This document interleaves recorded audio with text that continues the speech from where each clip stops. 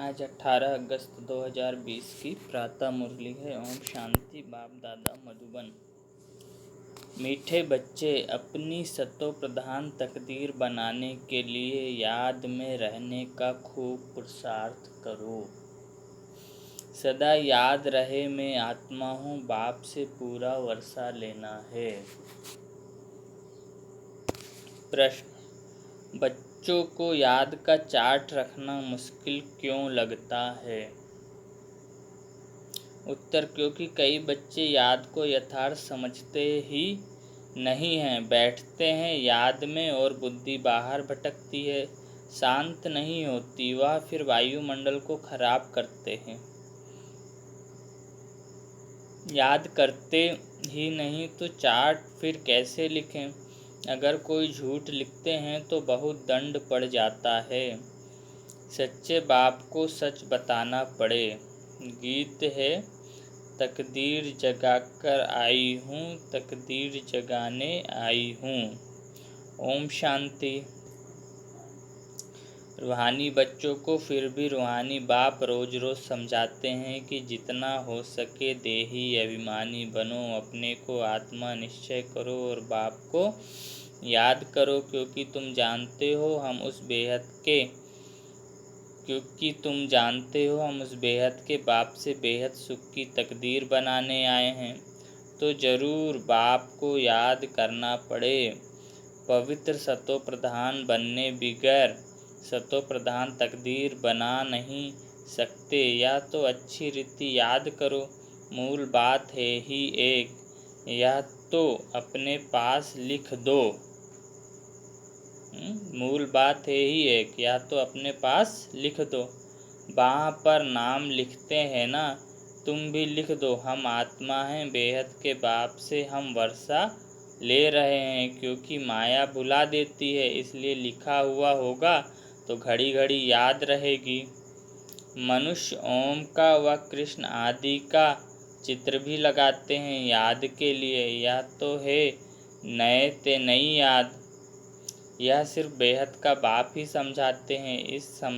इस समझने से तुम सौभाग्यशाली तो क्या पदम भाग्यशाली बनते हो। बाप को न जानने कारण, याद न करने कारण कंगाल बन गए हैं। एक ही बाप है जो सदैव के लिए जीवन को सुखी बनाने आए हैं। भले याद भी करते हैं परंतु जानते बिल्कुल नहीं है। विलायत वाले भी सर्वव्यापी कहना भारतवासियों से सीखे हैं। भारत गिरा है तो सब गिरे हैं। भारत ही रिस्पॉन्सिबल है अपने को गिराने और सबको गिराने। बाप कहते हैं मैं भी यहाँ ही आकर भारत को स्वर्ग सचखंड बनाता हूँ। ऐसा स्वर्ग बनाने वाले की कितनी ग्लानि कर दी है, भूल गए हैं। इसलिए लिखा हुआ है यदा यदा ही।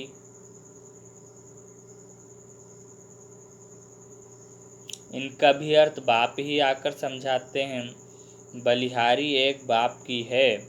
अभी तुम जानते हो बाप आते हैं जरूर, शिव जयंती मनाते हैं, परंतु शिव जयंती का कदर बिल्कुल नहीं है। अभी तुम बच्चे समझते हो जरूर होके गए हैं जिसकी जयंती मनाते हैं। सतयुगी आदि सनातन देवी देवता धर्म की स्थापना वही करते हैं और सब जानते हैं कि हमारा धर्म फलाने ने फलाने समय स्थापन किया। उनके लिए है ही देवी देवता धर्म। उनको बिल्कुल ही नहीं जानते कि यह धर्म कहाँ गुम हो गया। अभी बाप आकर समझाते हैं बाप ही सबसे ऊंच है और किसकी महिमा है नहीं। धर्म स्थापक की महिमा क्या होगी। बाप ही पावन दुनिया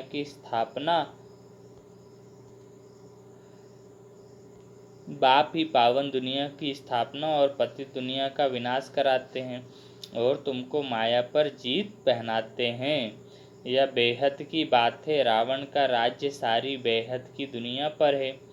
हद के लंका आदि की बात नहीं। यह हार जीत की कहानी भी सारे भारत की ही है। बाकी कोई बाई प्लांट है।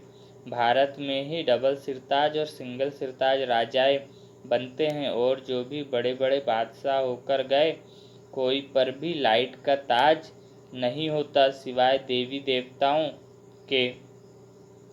देवताएं तो फिर भी स्वर्ग के मालिक थे ना। देवताएं तो फिर भी स्वर्ग के मालिक थे ना। अब शिव बाबा को कहा ही जाता है परम पिता पतित पावन, इनको लाइट कहाँ देंगे। लाइट तब दे जब बिगर लाइट वाला पतित भी हो। वह कभी बिगर लाइट वाला होता ही नहीं।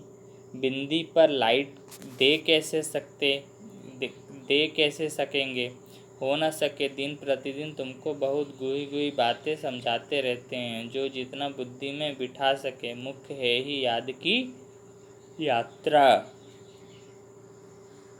मुख्य है ही याद की यात्रा। इसमें माया के विघ्न बहुत पड़ते हैं। भल कोई याद के चार्ट में 50-60% भी लिखते हैं, परंतु समझते नहीं कि याद की यात्रा किसको कहा जाता है। पूछते रहते हैं इस बात को याद कहें, बड़ा मुश्किल है। तुम यहाँ 10-15 मिनट बैठे हो, उनमें भी जांच करो। याद में अच्छी रीति रहते हैं। बहुत हैं जो याद में रह नहीं सकते, फिर वह वायुमंडल को खराब कर देते हैं। बहुत है जो याद में न रहने से विघ्न डालते हैं। सारा दिन बुद्धि बाहर भटकती रहती है। सो यहाँ थोड़े ही शांत होगी, इसलिए याद का चार्ट भी रखते नहीं। झूठ लिखने से तो और ही दंड पड़े। बहुत बच्चे भूले करते हैं, छिपाते हैं, सच बताते नहीं। बाप कहे और सच ना बताए तो कितना दोष हो जाता। कितना भी बड़ा गंदा काम किया होगा तो भी सच बताने में लज्जा आएगी। अक्सर करके सब झूठ बताएंगे। झूठी माया, झूठी काया, झूठा सब संसार, है ना। एकदम देह अभिमान में आ जाते हैं। कुछ भी किया हो, भगवान को पूरा सच सच सुना। वो शरीरधारी तो है नहीं कि किसी को बताएगा, और सच बताने से हमारा आधा माफ़ कर देता है। इसलिए देह अभिमान में नहीं आओ। मैं आत्मा हूँ, मैंने थोड़ी इस शरीर में आई इसलिए मुझसे विकर्म हो गया। तो आत्म अभिमानी बनो। एकदम देह अभिमान में आ जाते हैं। सच सुनाना तो अच्छा ही है, और भी सीखेंगे। यहाँ सच बताना है। नॉलेज के साथ साथ याद की यात्रा भी जरूर है, क्योंकि याद की यात्रा से ही अपना और विश्व का कल्याण होना है। नॉलेज समझने के लिए बहुत सहज है, याद में ही मेहनत है। बाकी बीज से झाड़ कैसे निकलता है वह तो सबको मालूम रहता है। बुद्धि में 84 का चक्र है। बीज और झाड़ की नॉलेज होगी ना। बाप तो सत्य है, चैतन्य है, ज्ञान का सागर है। उनमें नॉलेज है समझाने के लिए। यह है बिल्कुल अनकॉमन बात। यह मनुष्य सृष्टि का झाड़ है। यह भी कोई नहीं जानते। सब नेति नेति करते गए। ड्यूरेशन को ही नहीं जानते तो बाकी क्या जानेंगे। तुम्हारे में भी बहुत थोड़े हैं जो अच्छी रीति जानते हैं, इसलिए सेमिनार भी बुलाते हैं। अपनी अपनी राय दो। राय तो कोई भी दे सकते हैं, ऐसे नहीं कि जिनके नाम है उनको ही देनी है। हमारा नाम नहीं है, हम कैसे देवे। नहीं, कोई को भी सर्विस अर्थ कोई राय हो, एडवाइस हो, लिख सकते हो। बाप कहते हैं कोई भी राय आए तो लिखना चाहिए। बाबा इस युक्ति से सर्विस बहुत बढ़ सकती है। कोई भी राय दे सकते हैं। देखेंगे किस किस प्रकार की राय दी। बाबा तो कहते रहते हैं किस युक्ति से हम भारत का कल्याण करें, सबको पैगाम देवे। आपस में विचार निकालो, लिखकर भेजो। माया ने सबको सुला दिया है। बाप आते ही हैं जब मौत सामने होता है। अब बाप कहते हैं सबकी वानप्रस्थ अवस्था है, पढ़ो ना पढ़ो, मरना जरूर है। तैयारी करो ना करो, नई दुनिया जरूर स्थापन होनी है। अच्छे अच्छे बच्चे जो हैं वह अपनी तैयारी कर रहे हैं। सुदामा का भी मिसाल गाया हुआ है। चावल मुट्ठी ले आया। बाबा हमको भी महल मिलने चाहिए। है ही उनके पास चावल मुट्ठी तो क्या करेंगे। बाबा ने मम्मा का मिसाल बताया, चावल मुट्ठी भी नहीं ले आई, फिर कितना ऊंच पद पा लिया। इसमें पैसे की बात नहीं, याद में रहना है और आप समान बनाना है। बाबा की तो कोई फ़ी आदि नहीं समझते हैं। हमारे पास पैसे पड़े हैं तो क्यों न यज्ञ में स्वाहा कर दे, विनाश तो होना ही है, सब व्यर्थ हो जाएगा, इससे कुछ तो सफल करें।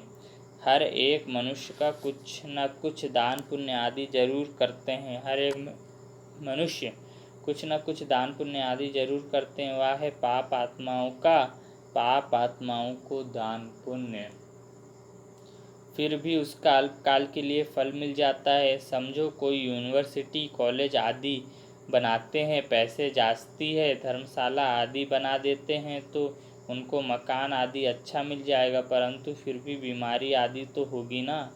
समझो किसने हॉस्पिटल आदि बनाई होगी तो करके तंदुरुस्ती अच्छी होगी, परंतु उनसे सब कामनाएं तो सिद्ध नहीं होती। यहाँ तो बेहद के बाप द्वारा तुम्हारी सब कामनाएं पूरी हो जाती हैं, तुम बनते हो पावन। तो सब पैसे विश्व को पावन बनाने में लगाना अच्छा है ना। मुक्ति जीवन मुक्ति देते हो सो भी अल्पकाल के लिए। सब कहते हैं हमको शांति कैसे मिले, वह तो शांति धाम में मिलती है, और सतयुग में एक धर्म होने कारण वहाँ अशांति होती नहीं, अशांति होती है रावण राज्य में। गायन भी है ना, राम राजा राम प्रजा, वह है अमर लोक। वहाँ अमर लोक में मरने का अक्षर होता नहीं, यहाँ तो बैठे बैठे अचानक मर जाते हैं। इसको मृत्यु लोक, उसको अमर लोक कहा जाता है। वहाँ मरना होता नहीं, पुराना एक शरीर छोड़ फिर बालक बन जाते हैं, रोग होता नहीं, कितना फ़ायदा होता है। श्री श्री की मत पर तुम एवर हेल्दी बनते हो। तो ऐसे रूहानी सेंटर्स कितने खुलने चाहिए, थोड़े भी आते हैं, वह कम है क्या। इस समय कोई भी मनुष्य ड्रामा के ड्यूरेशन को नहीं जानते हैं। पूछेंगे तुमको फिर यह किसने सिखलाया। अरे हमको बताने वाला बाप है। इतने ढेर बीके हैं, तुम भी बीके हो, शिव बाबा के बच्चे हो, प्रजापिता ब्रह्मा के बच्चे हो। यह है ह्यूमैनिटी का ग्रेट ग्रेट ग्रैंडफादर। इनसे हम बीके निकले हैं। बिरादरियाँ होती हैं ना, तुम्हारे देवी देवताओं का कुल बहुत सुख देने वाला है। यहाँ तुम उत्तम बनते हो, फिर वहाँ राज्य करते हो। यह किसको बुद्धि में रह न सके, यह भी बच्चों को समझाया है। देवताओं के पैर इस तमो प्रधान दुनिया में पड़ न सके। जड़ चित्र पर परछाया पड़ सकता है, चैतन्य का नहीं पढ़ सकता। तो बाप समझाते हैं, बच्चे एक तो याद की यात्रा में रहो, कोई भी विकर्म ना करो और सर्विस की युक्तियाँ निकालो। बच्चे कहते हैं बाबा हम तो लक्ष्मी नारायण जैसा बनेंगे। बाबा कहते तुम्हारे मुख में गुलाब, लेकिन इसके लिए मेहनत भी करनी है। ऊंच पद पाना है तो आप समान बनाने की सेवा करो। तुम एक दिन देखेंगे एक एक पंडा अपने साथ 100-200 यात्री भी ले आएंगे। आगे चल देखते रहेंगे। पहले से थोड़े ही कुछ कह सकते हैं, जो होता रहेगा सो देखते रहेंगे। यह बेहद का ड्रामा है, तुम्हारा है सबसे मुख्य पार्ट बाप के साथ, जो तुम पुरानी दुनिया को नई बनाते हो। यह है पुरुषोत्तम संगम युग। अब तुम सुखधाम के मालिक बनते हो, वहाँ दुख का नाम निशान नहीं होगा। बाप है ही दुख हरता सुख करता। दुख में आकर लिबरेट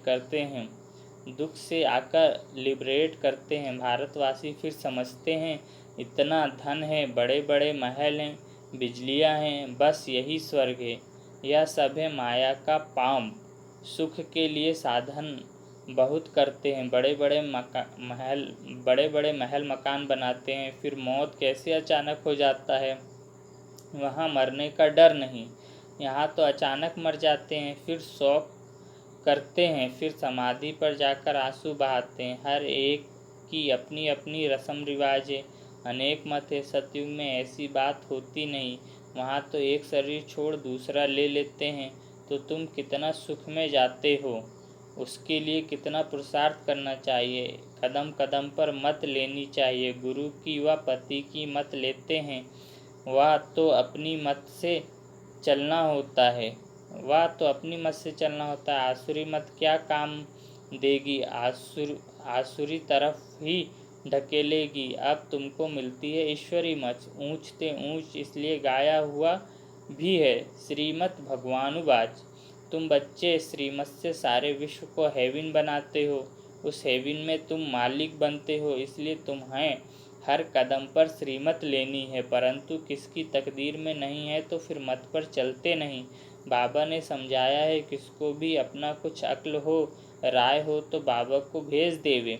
बाबा जानते हैं कौन कौन राय देने लायक है। नए नए बच्चे निकलते रहते हैं, बाबा तो जानते हैं ना कौन से अच्छे अच्छे बच्चे हैं। दुकानदारों को भी राय निकालनी चाहिए, ऐसे यत्न करें जो बाप का परिचय मिले। दुकान में भी सबको याद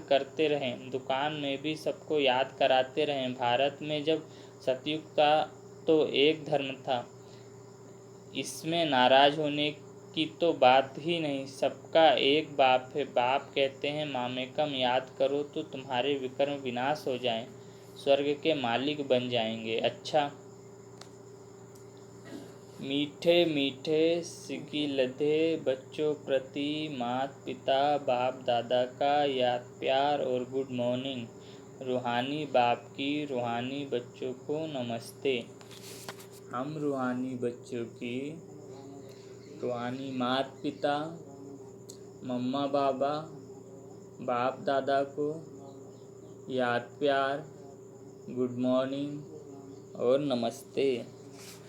शुक्रिया बाबा, शुक्रिया आपका पद्मा पदम शुक्रिया।